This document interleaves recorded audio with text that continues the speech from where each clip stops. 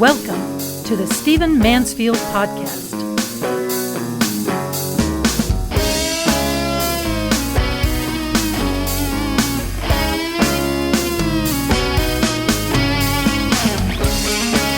Well, welcome to the Stephen Mansfield Podcast. I'm so glad that you've joined me as we look at world events and largely through the eye of faith, but not exclusively.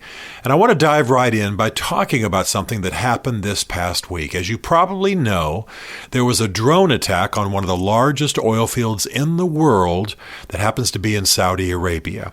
Now, this was a great attack. It was very effective. It involved about 24 drones and some direct missiles.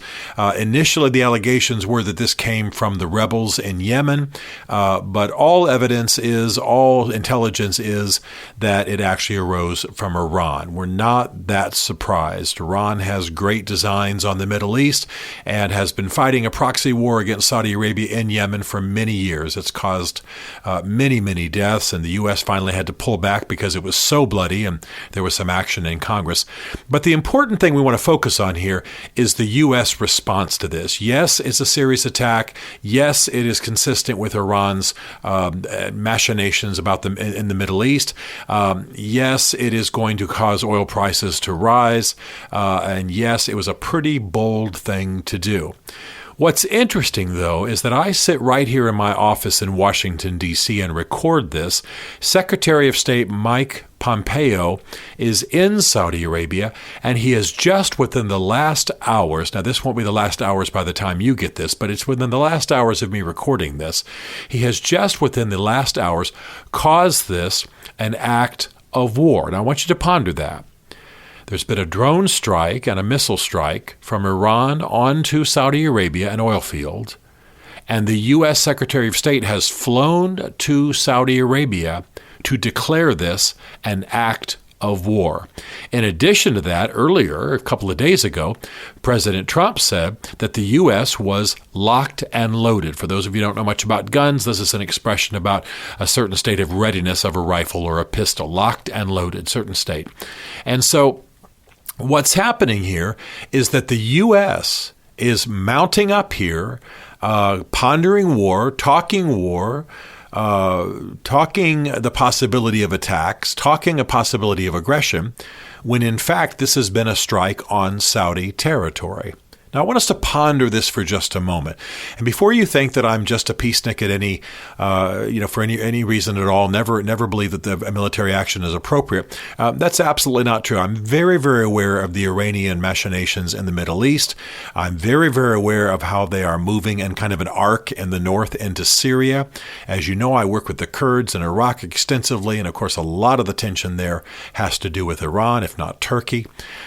Also, I'm not stridently pro-Saudi, but I lecture at a Saudi university. I've told you that before. About once a year, I go to a Saudi university and guest lecture there. I love the people. I love the culture. Obviously, I'm disturbed by the killing of Khashoggi, the journalist. Obviously, I have concerns about the extremist Islamism of the Saudis. There are many things I could say about this, so I'm not automatically opposed to military action, but we do need to stop and ask why our Secretary of State would be on Saudi territory right now declaring that an Iranian action is an act of war. Are we willing to go to war, and some would say yet again, for the Saudis, particularly when we are less and less dependent on them for oil? We've discovered massive oil fields in our own country. We could literally get off Saudi oil completely within a very short period of time. So what's going on? I want to bring to this a little bit of a historical perspective. You remember that when President George Washington gave his farewell address, one of the things he warned us about were entangling alliances with foreign powers, that we somehow would be entangled, we somehow would have agreements and secret deals and entangling alliances that would obligate us to military action for foreign wars. And this was at a time when we were pretty isolated and remote. But he could see what was coming. He could see what the possibilities were, and he warned about entangling alliances.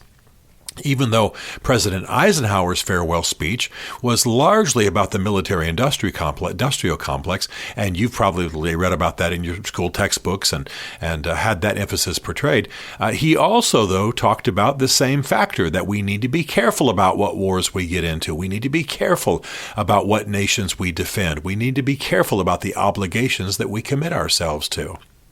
Now, I certainly believe Iran's got to be contained, and I think we've got to be wise. You've heard me say before that the average age in Iran is 22. There's a new generation on the rise. There are great possibilities. That young generation is moderate and interested in being aligned with the West. And I've been in Iran, and I'm telling you, they are friendly. When they find out I'm American, they don't turn negative. They turn positive. There's been a change. There's a new generation rising. So some good things can happen. There's still, though, you've got to deal with the military and the geopolitical situations as they are. So I'm not inherently opposed to some kind of military action, and I think Saudi Arabia has definitely got to take it. However, we've got to stop as Americans and ask, what is our government doing, getting all locked and loaded, declaring that this is a war-worthy action or provocation on foreign soil? Is this what we are meant to be about? Now, I want to raise the specter again, and the point is here, the essential point is, when are we willing to go to war? And in this case, are we willing to go to war for the Saudis? We've already fought in that part of the world. We've already had troops on the ground in Saudi Arabia. We've already fought what some consider to be a proxy war for the Saudis in terms of our wars in the Middle East, our wars in Iraq, our wars against Saddam.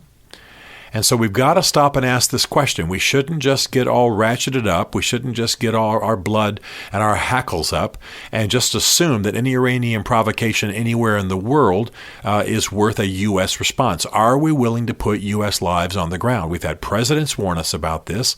It's questionable as to whether our Constitution even allows for this, by the way. And I certainly hope that we come back to our constitutional norms that requires Congress to declare war, not the president. The president is the chief executive. The president's the commander-in-chief. He should be the leader in conducting a war. You shouldn't do that by committee. But the declaration of war has to be done by Congress. So why am I all ratcheted up here? Some of you are going to ask. It's because we are coming very close to making a mistake we have made before. It was right for us to go into World War II. It was right for us to go into World War I. Americans had been killed. Yes, as strategic allies were being threatened.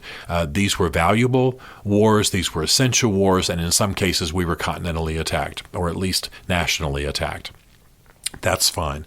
But the problem now is that we are getting ratcheted up in the Middle East, not just supporting an ally, not just providing munitions, not just allowing arms sales, not just encouraging them to do what's right, not just isolating certain enemies. No, we are actually talking about this being a declaration of war. I want you to be aware of this. By the time you hear this podcast, we could be well down the road to war. And what's interesting is Donald Trump ran, of course, on the great mantra, "Make America Great Again." He actually talked about a bit of isolationism. He talked about pulling back from these foreign entanglements and alliances. He talked about making other nations pay their fair share of defense expenses and NATO and what have you. But here we are in Saudi Arabia saying that an aggressive action by Iran against Saudi Arabia is a provocation of war. It's important that we ponder this. It's important for those of you who are in Congress that you think through what this means, what precedent this sets, what laws are actually activated, what this would mean. Is every nation we're friendly to that might be missiled by Iran automatically an extension of the United States? Are we treating Saudi Arabia like we would treat Florida or Alaska? What is going on here? So I ask us to ponder this. I think we need to think this through. We have shed a lot of American blood in foreign wars, and a lot of that was justified. My grandfather, my father fought in foreign wars. I obviously value their sacrifice, value the deaths of their friends, understand what their generation gave. I believe in that. But we're doing something dangerous right now. We're in the Middle East where there's some kind of a flare-up every 5 seconds. And now we're getting between Iran and Iraq. In the 1980s, there was the Iran-Iraq War. It cost unbelievable amount of lives, millions, and never came to a justified end. It was one of the bloodiest wars in world history. And now our leaders, probably absent any sense of history, are putting us right in the middle of these two nations. We should stop. We should rethink. We should think about how to oppose Iran and how to contain Iran. And if we're going to make Saudi Arabia an ally, which we haven't officially done in matters like this, then we should do it officially, and we should do it with the debate of Congress. This is what we need to consider. We are heading right now towards war with Iran, something, by the way, that Donald Trump has said that he would very much like to engage. So we need to stop. We need to rethink. We need to ponder. Again, I want to say I'm not automatically opposed to opposing Iran. I'm not even automatically opposed to military action against Iran. Is this it? Is this the basis on which we'd go into a war? And is it being declared properly? It should be declared by Congress and managed by the president, and not just based on, jingoistic tweets that Donald Trump tweets out at 3 o'clock in the morning. We should watch. We should be careful. Those of you in power should be very, very deliberate about this. And we should be very, very careful in how much American blood we're willing to spend on foreign soil. Stephen Mansfield is a New York Times best-selling author, a popular speaker, and a frequent faith and culture commentator on Fox and CNN. His groundbreaking books on faith and society include The Faith of George W. Bush, The Search for God in Guinness, Mansfield's Book of Manly Men, and Lincoln's Battle with God. Learn more at stephenmansfield.tv.